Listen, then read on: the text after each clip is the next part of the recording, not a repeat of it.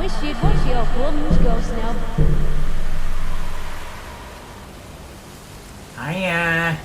Chris Ghostknob here, paranormal investigator and ghost magnet. And tonight's tale takes us somewhere I swore I'd never go again. Well, not without a priest, some Scotch eggs, and a lewd crucifix. It was... Whitby! This time you will not return from Whitby, Ghostknob. A town perched on the edge of the world, with a wooden house through alleyways, like it's telling you to turn back. Turn back, Ghostknob. You are not welcome here. Go home. I climbed the 199 steps with me trousers clinging to me thighs, haunted more by sweat than spirits. Below, the harbour just glittered in the dusk. Just off Church Street was Wetherspoons. They say she only appears after dark, and that her lips, The lips on her face. are as red as a J2O, and her eyes as black as Guinness.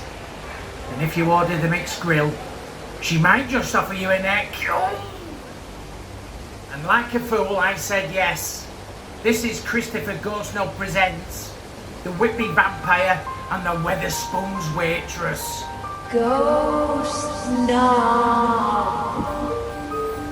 Ghostknob. The arrival in Whitby. Whee! I'm flying! I'm not really. That's just a drone. Not mine either. Man was taken off me by the police. Yusuf next door accused me of flying mine up to his bathroom window to spy on his missus.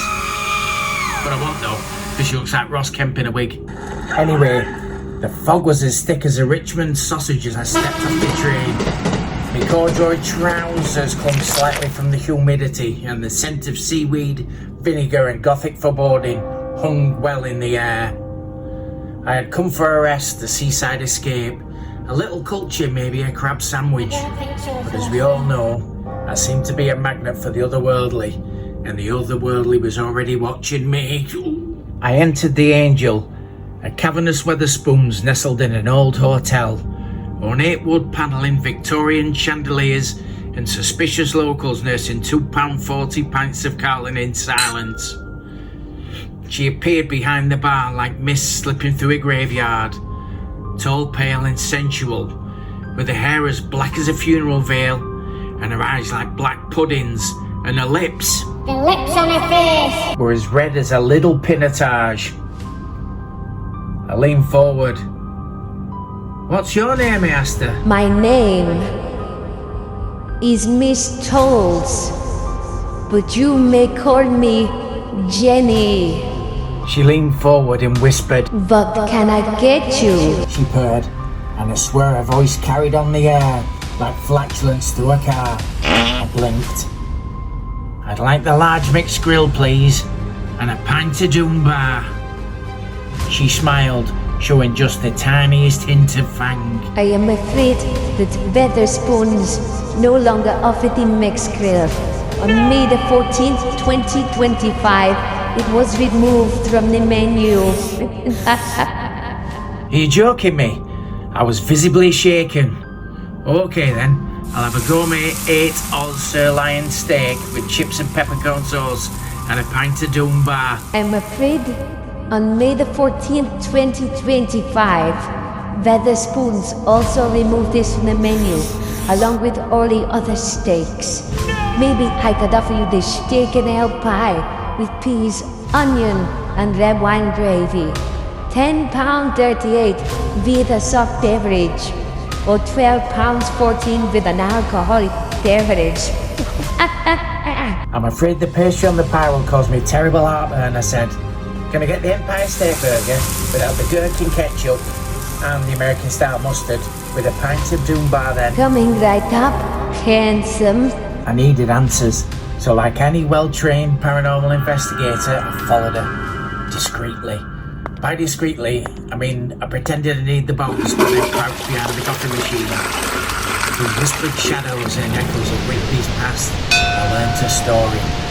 Jenny had been turned in 1897, the very same year when Dracula landed in Whitby Harbour.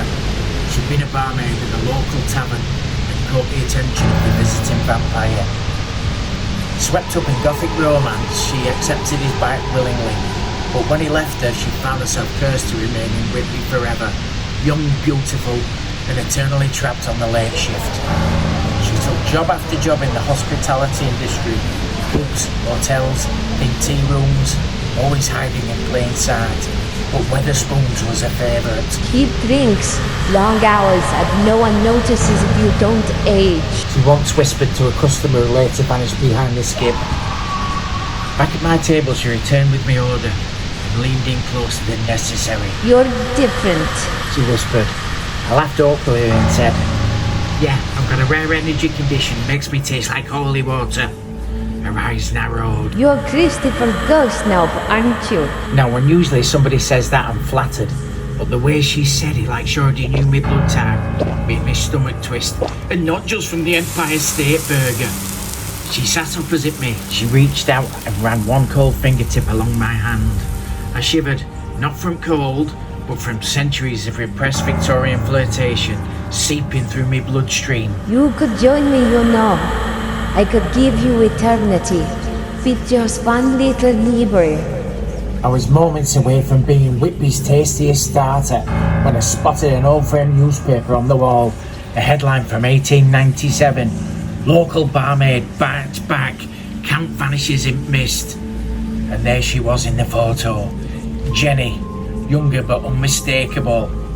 The article revealed the truth. She didn't fall in love with the vampire nobleman. She tricked him, seduced him, stole his powers, and devoured him on roof at Abbey ruins. Jenny wasn't just a waitress, she was vampire queen. She lunged, knocking over the ketchup. You should just let me nibble, Christopher. I would have been gentle. At first. The lights flickered, the music stopped. The last remaining customer stopped his WKD and legged it. I stood my ground. I reached into my trench coat and pulled out my trusty supernatural toolkit. A clove of garlic, travel-sized water spray, and a laminated photo of Jessie Wallace for emotional grounding. Garlic, I work in hospitality. That is nothing to me. And you will not be able to stake me either. Remove them from the menu on May the 14th, 2025. But I had one last trick. I held up a battered old mirror and said, "Take a look at what you've become, Jenny." She paused, and in the cracked mirror she saw her own reflection. That was the curse, the one thing she couldn't bear. To witness herself eternally stuck, serving pints to drunk stag parties and ghost hunters with gluten intolerances. She screamed, turning to mist, and vanished into the extractor fan above the kitchen door. Whitby was quiet after that, a bit too quiet. I finished my Empire State Burger in silence. I left the chips as I'd underestimated the size of the burger. The Doom Bar were flat, but the atmosphere was electric. I left a tip, even though I wasn't sure if it went to Jenny or the management. As I walked out onto the harbour, I looked at the Abbey ruins, silhouetted in the moonlight, and thought, some creatures just want to be seen, if only in a cracked mirror and a sticky Wetherspoons booth. So that was Whitby. Folks, fangs and flirtations. I came for mixed grill, but I left with stained corduroys, a missing barmaid, and a strange sensation back in my neck. Ooh, I've met some spirits in my time, but this one bit different. And remember, never trust a woman who pulls your Doom Bar with one hand and sharpens fangs with t'other. Good night. Ghost, no.